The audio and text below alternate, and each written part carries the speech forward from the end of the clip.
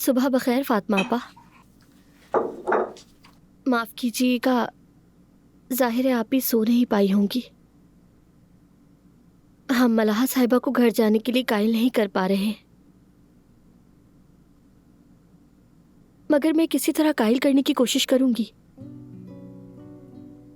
फातिमा आपा। बेटी, तुमने तो आके मुझे डरा ही दिया। ऐसे चुपके से आके मुझे से कौन हिलाता है? फातिमा आपा चुपके से कहा, मैं तो कब से आपसे बात कर रही हूँ।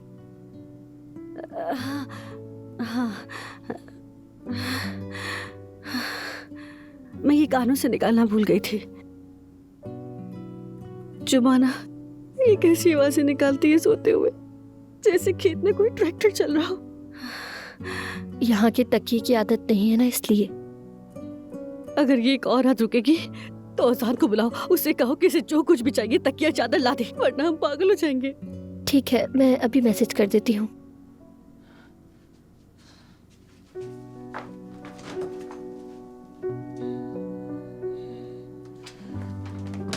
हम उस औरत के सामने क्या रखेंगे?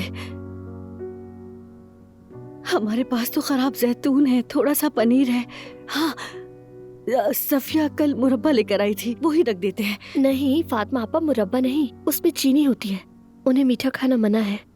बेटी, तो फिर उसके सामने क्या रखेंगे? फ्रिज बिल्कुल खाली है। हमने अपना किसी न किसी तरह पेट भर लिया, लेकिन उस औरत को क्या खिलाएंगे? मुझे तो समझ नहीं आता ये लोग अमीर कैसे बन जाते हैं। छोड़ो, बड़े घर वो बादशाहों वाले दस्तरखान। कभी हम जैसे लोगों से ये नहीं कहा कि आप लोग आइए और हमारे साथ खाना खाइए, लेकिन नहीं, ऐसा कभी नहीं सोचा, सोचेंगे भी नहीं, सच में। फातिमा आपा ऐसा मत कहिए, मेहमान है वो। अच्छा ठीक है, मैं बतूल को स्कूल छोड़कर आते वक्त कुछ ले आऊंगी। और इसके लिए पैसे कहाँ से आएंगे? बतूल की फीस में से। क्या करें, मेहमान को खाली पेट तो नहीं रख सकते। बाद में कर्ज लेके फीस अदा कर दूंगी। असल में तो अजान को सोचना चाहिए था, मगर उसे क्या पता गरीबी क्या होती है। काश वो हमारी इस हालत को समझ सकता। जुमाना,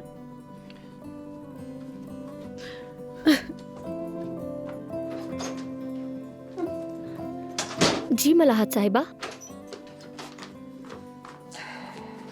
ये रख लो, घर की जरूरतों के लिए हैं। औजान कल शाम मुझे देकर गया था, नाश्ते के लिए, खाने के लिए। बाजार जाओ और घर का राशन लेकर आओ। जो हम खुद इंतजाम कर लेंगे, आप हमारी मेहमान हैं। अरे ऐसा नहीं होगा, ये रख लो और जाकर घर का राशन लेकर आ जाओ। नहीं मलाहत साहिबा, शर्म आती है मुझे। आप इसे रख ले, मैं खुद ले आऊंगी। ठीक सोचा जुमाना, तुमने सही सोचा जुमाना। नाज़ली मुझसे बहुत नाराज हो जाएगी। उसने 200-400 रुपए जो बचाए थे वो मुझे दे दिए थे। जुमाना उसी से ही खरीदारी कर लेगी। नाज़ली ने कहाँ से बचत की फातिमा आपा? वो पैसों को मुश्किल दिनों के लिए बचाती है। अल्लाह महफूज रखे, बतूल बीमार पड़ जाए तो कुछ पास तो होना चाहिए ना, इसीलिए। मेरी बेटी ने पाई पाई जोड़कर रकम जमा की है। मैं बस अभी लेकर आती हूँ, मैं फौरन।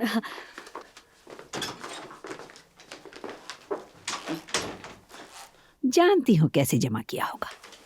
इसको तो कैफे से भी पैसे नहीं मिलते हैं।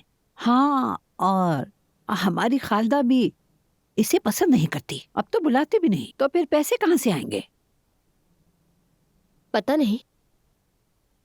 खैर जो हो। बतूल जान जल्दी से आ जाओ, स्कूल के लिए देर हो रही है। मैं आ गई।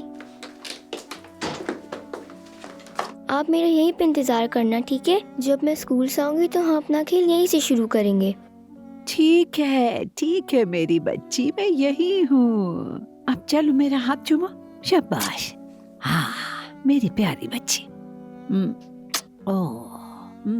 ओह माशाल्लाह।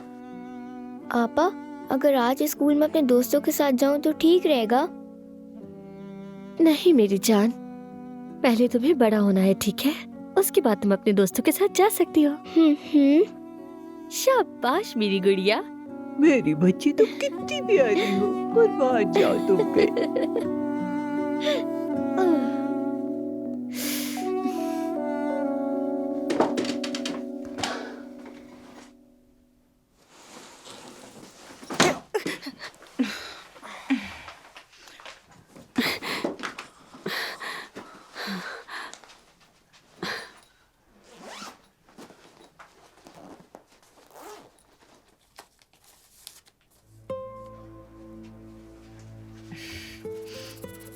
अम्मी,